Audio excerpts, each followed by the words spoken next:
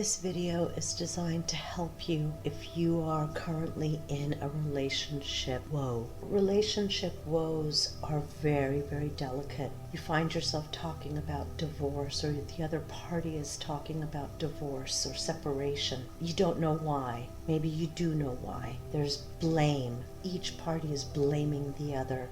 There's yelling, screaming. In some cases, even violence where there's hitting going on or throwing things at each other. There's a lot of anger and a lot of sadness. This video was made just for you, to help you get through this. Let's get started. First, let's understand you are responsible for yourself. Nobody else is responsible for you, and you have to remain somewhat composed. I understand that your feelings are just tragically burnt. I understand that you are feeling tremendous anger and horrific sadness. And it's to be expected. First rule of thumb is going to be to breathe.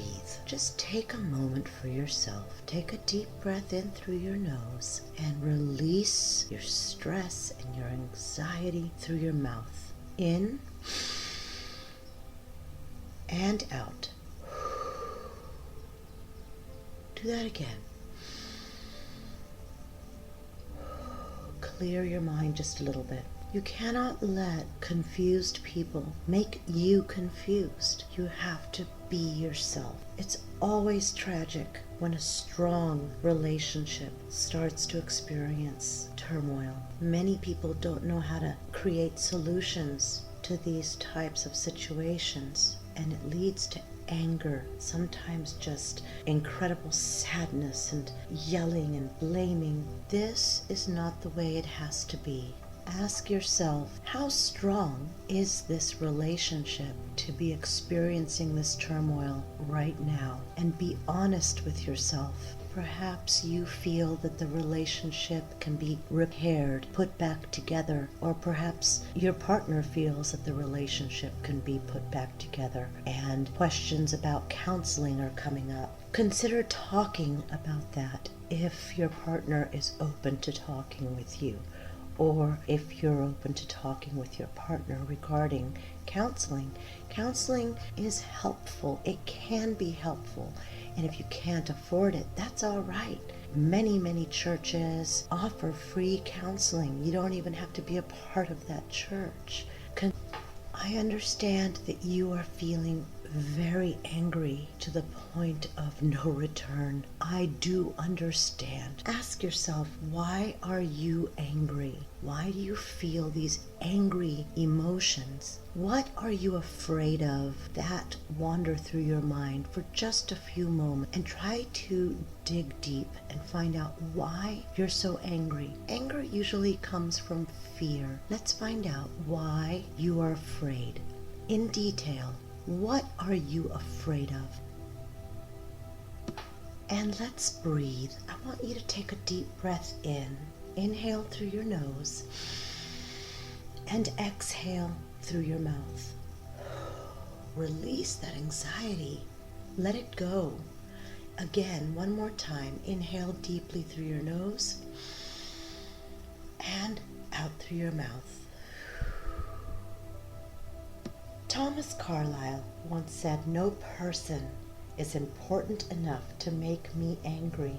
No person is important enough to make me angry." So I want you to remember that when you are feeling angry, you're hurting yourself. And if you believe that by hurting yourself, it's going to improve your relationship, it's a falsehood. So you're basically lying to yourself. And now is the time to be very clear, composed, and honest with yourself. You are in control of your own thoughts, your own feelings, and your own actions. And if someone is not treating you the way that you really want to be treated, you have to look at the situation in terms of what you can and cannot control, because you can change how you interact with that person, and it's going to be up to you because you're in control of you. This means that you're in control of what you say, how you respond, how you react when your partner is talking to you or you're having a conversation. Again, really important to just take a deep breath in through your nose and out through your mouth. Have you ever had a very serious problem and you had to sit down and think about how you couldn't solve it by yelling, screaming, throwing things, or feeling angry or experiencing resentment? Because nothing is accomplished by that, right? Although I understand how you feel. Malachi McCord once said, resentment is like taking poison and waiting for the other person to die, because resentment only hurts you. So you're going through a separation and you're having a tough time right now, and I'm really, really sorry that you're going through this. When you look back at how you're handling this, I do not want you to feel embarrassed. I'm trying to help you. I want you to try and handle this with respect. Refuse to engage in any argument. Arguments are not conversations, and conversations are not arguments. So refuse to engage in any arguments. Try to be thoughtful to your partner and feel some compassion, because it's really possible that your partner is not making clear, informed choices or decisions at this time. It is possible that they're feeling some tremendous amount of pain, discomfort, and they don't know how to communicate this to you. So instead of showing anger or feeling resentment, I want you to try and listen to what they're saying, if they're saying anything at all.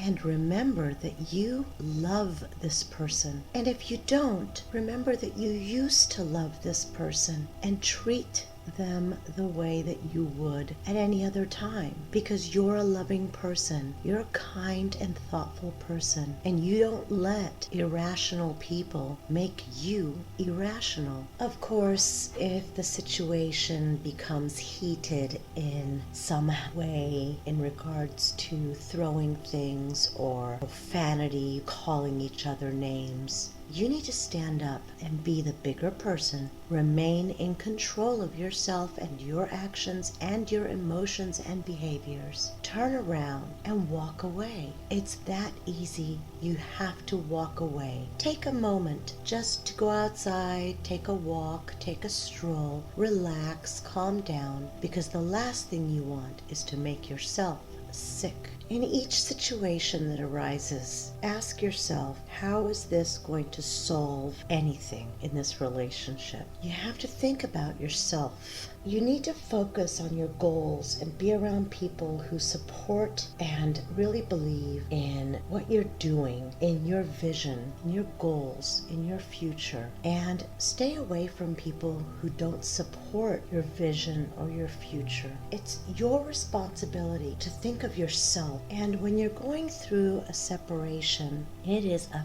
very delicate situation, but you cannot lose focus of who you are and how you respond. Always be the loving, kind, thoughtful, and respectful person that your partner fell in love with. When it comes to personal belongings and splitting personal belongings, that's always a tough one to deal with. So I want you to think of it this way. Anything you can replace, you will replace. They're just things. They're just tangible items. If your partner wants to take things, let them. They will only be a reminder of you and the time that you've spent together and the investment of time and life that you shared. Now is a good time for you to take a deep breath in through your nose and out through your mouth, and release that anxiety, release that tension.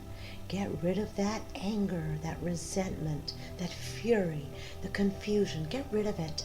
Take a deep breath and out.